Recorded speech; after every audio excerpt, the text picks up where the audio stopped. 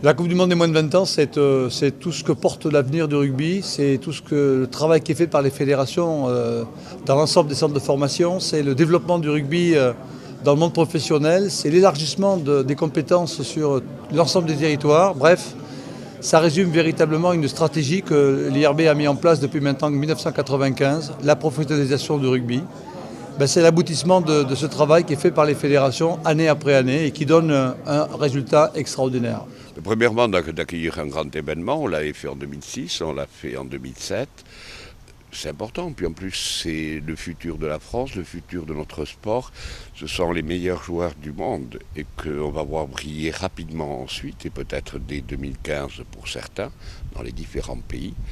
Donc c'est extrêmement important. C'est important aussi de la voir dans le Pays de la Loire et en Bretagne pour différentes raisons, parce que ce sont deux comités qui travaillent énormément, deux régions qui sont en pleine progression. Donc il était important de les mettre là pour continuer à les aider et à booster et à reconnaître le travail et la qualité des gens qui sont là sur le terrain ou à côté. J'ai eu la chance d'en jouer une, presque deux, avec les grands, et je sais en tout cas l'engouement qu'il peut y avoir pour de tels événements. J'ai vu aussi l'an dernier l'engouement qu'il y a eu en Afrique du Sud pour la Coupe du Monde des U20. Donc j'espère en tout cas qu'il y aura le même engouement autour de cet événement-là. En plus, voilà, c'est une chance quand même pour les joueurs de pouvoir, pour les joueurs français évidemment, de pouvoir disputer une Coupe du Monde dans leur pays. Et j'espère qu'ils seront très motivés en tout cas pour y faire un résultat.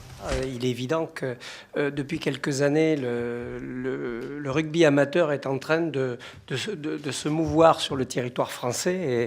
Et c'est vrai que le Grand Ouest, parce que je ne parle pas que de la Bretagne, mais il y a 5 régions dans le Grand Ouest qui sont en train de pousser au portillon très fortement. Et il y a une évolution considérable, surtout depuis la dernière Coupe du Monde de 2007. Donc c'est vrai que je remercie la fédération de nous faire confiance, parce que j'ai tendance à dire qu'on est sorti de la maternelle, on rentre dans l'adolescence et on n'a pas atteint encore l'âge senior.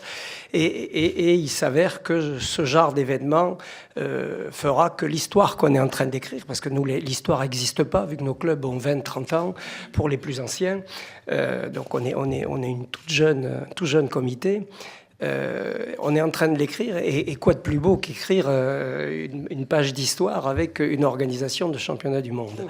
Je crois que c'est véritablement une possibilité de promotion du rugby sur l'ensemble du territoire national que nous offrent Bernard Lapassé et Pierre Camus, de telle manière que je crois que c'est le vœu, je me souviens très bien des mots que prononçait à l'époque le président Lapassé et que prononce aussi Pierre Camus, c'est véritablement de développer le rugby sur l'ensemble du territoire national. C'est à travers effectivement ces événements que l'on peut y arriver. C'est un formidable défi pour les Pays de la Loire, un défi d'abord de la nécessité de la réussite de cette compétition, et puis un défi pour continuer le développement qui s'est mis en œuvre depuis 2007. Il y a eu un premier effet turbo dans notre région en 2007, avec une augmentation régulière de 13 à 15% tous les ans des effectifs, et des effectifs non seulement des licenciés, mais aussi des formateurs et puis des éducateurs-entraîneurs, et le nombre de clubs, bien sûr. Et puis là, nous avons besoin de ce deuxième effet turbo, et je suis convaincu que cette manifestation va nous amener l'élan nécessaire, et comme le disait le président, booster tout à fait le rugby dans notre région, qui est effectivement encore un très fort potentiel de développement. Ça change pas mal de choses, parce qu'on va pousser au maximum notre préparation ici dans nos locaux à Marcoussis. Ensuite, évidemment, il n'y a pas de décalage horaire. Tout est facilité par le fait qu'on maîtrise la langue, qu'on connaît un petit peu les stades. On a joué l'an dernier à Vannes sur le stade de la Rabine, donc on connaît la région. Enfin, il y a plein de choses. Les joueurs auront la chance de jouer devant leur famille, qui fera certainement le déplacement. Ça donne une motivation supplémentaire pour les joueurs. Donc voilà, il y a plein de petites choses comme ça qui font que c'est un événement un peu spécial de jouer une Coupe du Monde dans son pays.